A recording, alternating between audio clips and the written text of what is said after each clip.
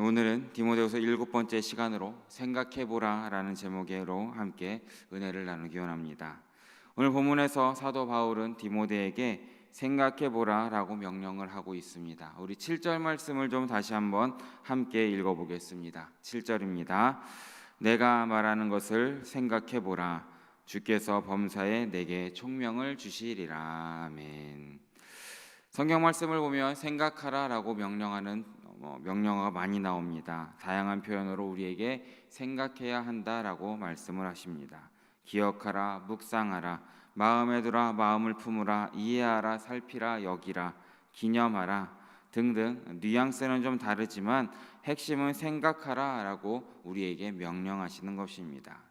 그럼 오늘 우리가 말씀을 통해서 생각해야 될 것이 무엇이겠습니까? 오늘 말씀에 오늘 생각해보라 라는 명령은 앞에서 언급한 것에 대한, 그러니까 오늘 우리가 읽은 디모데후서 2장 3절에서 6절 말씀에 대한 결론에 대한 부분이다 라고 우리가 말씀드릴 수 있습니다.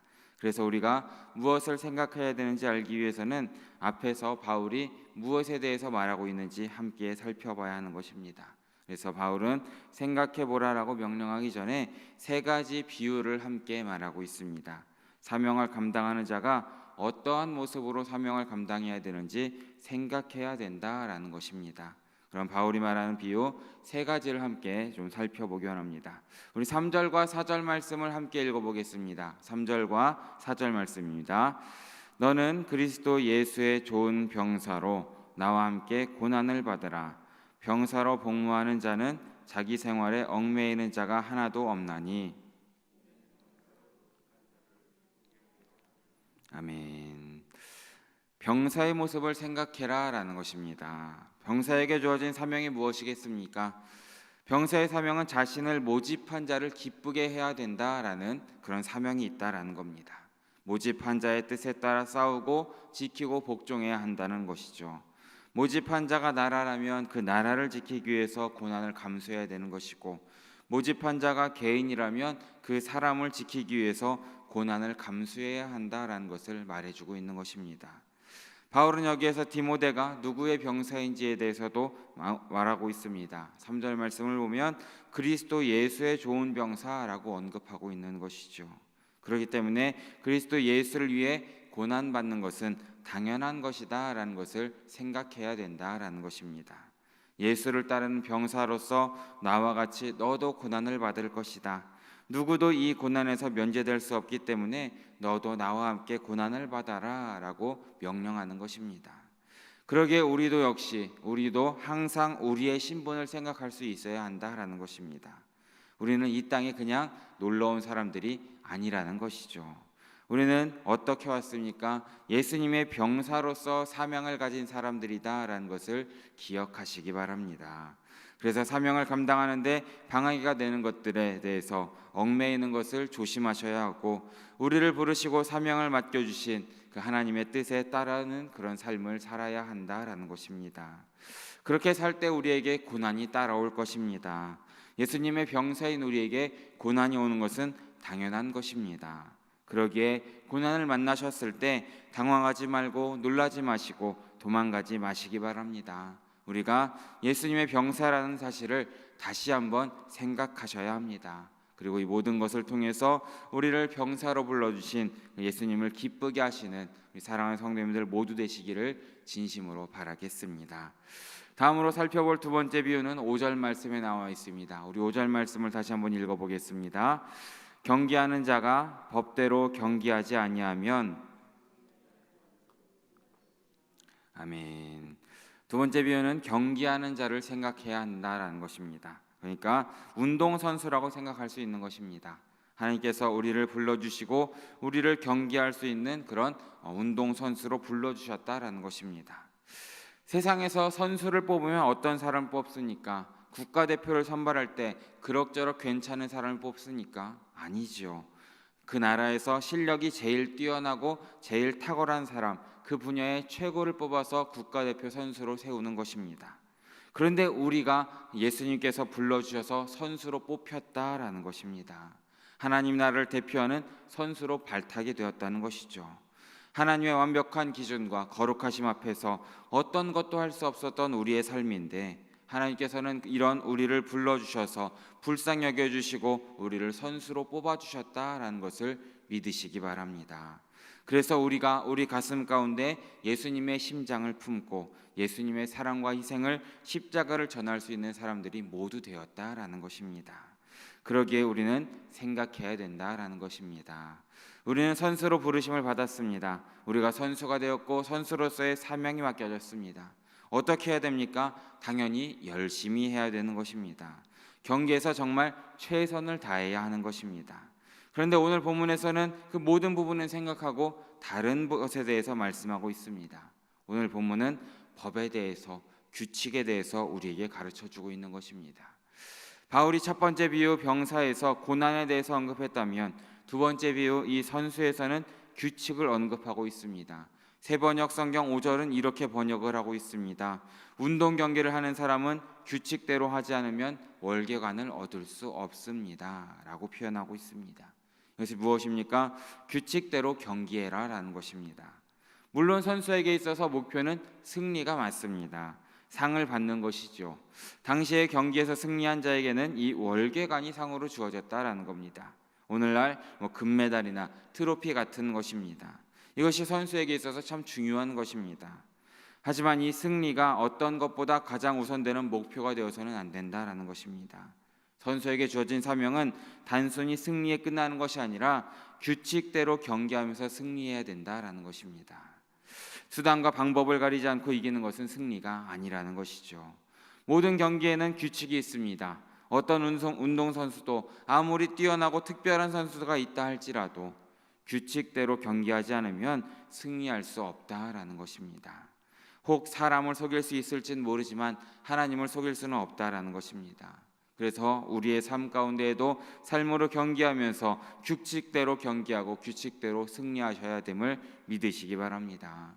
우리는 살면서 수많은 유혹을 만나게 됩니다. 그럴 때마다 생각하셔야 됩니다. 우리는 그냥 선수가 아니라는 겁니다.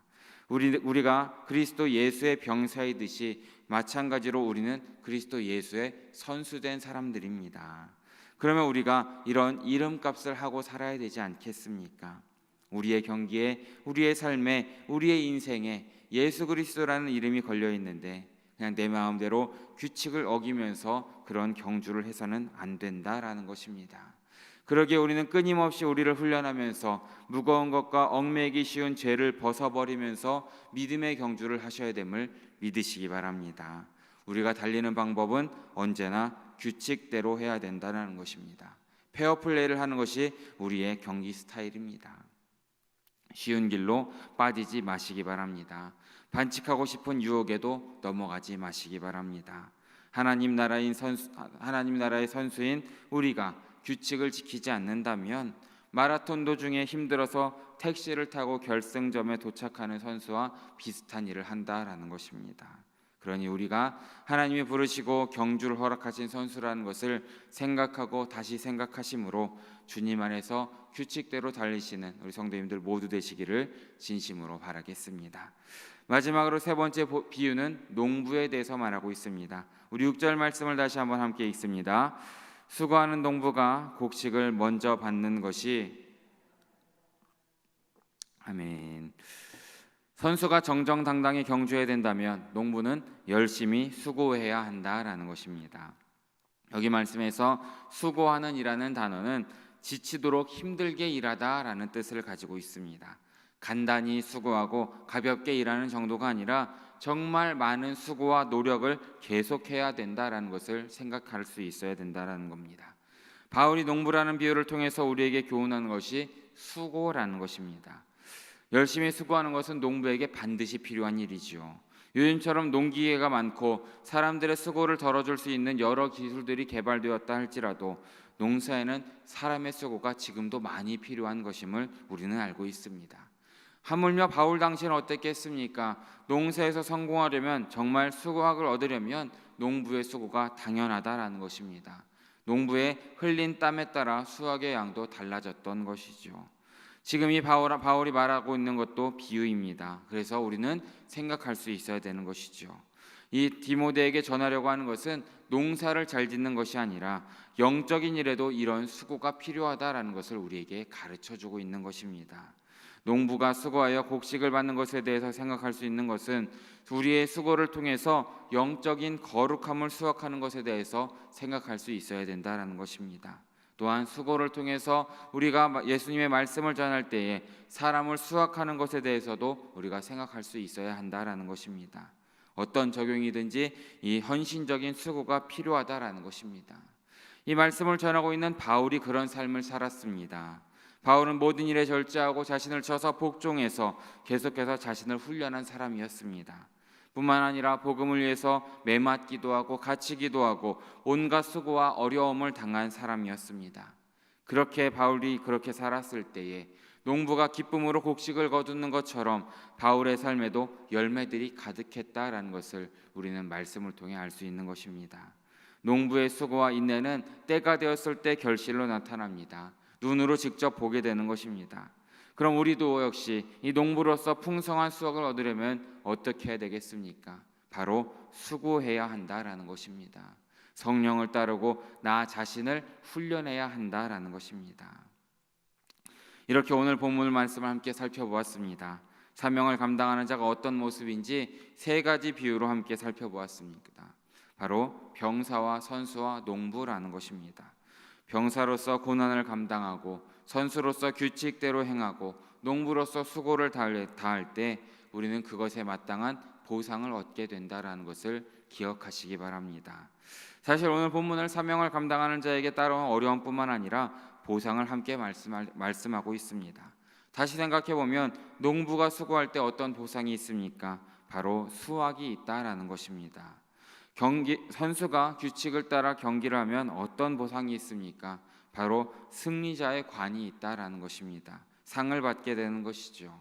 그렇다면 병사가 고난을 잘 감당할 때에 어떤 보상이 있겠습니까? 4절 말씀을 보면 자신을 모집한 자를 기쁘게 한다라고 되어 있습니다. 다시 말하면 병사가 자신의 사명을 잘 감당하면 자신을 부르신 분 바로 예수님을 기쁘게 할 수 있다라는 것입니다.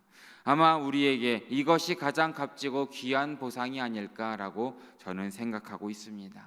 우리를 사랑하셔서 우리를 불러주시고 우리에게 사명을 맡겨주신 그 예수님을 기쁘게 할 수 있다라는 것입니다. 우리가 그분을 사랑하면 할수록 더 깊이 사랑할수록 이 보상은 무엇과도 비교할 수 없는 놀라운 보상이 되는 것입니다.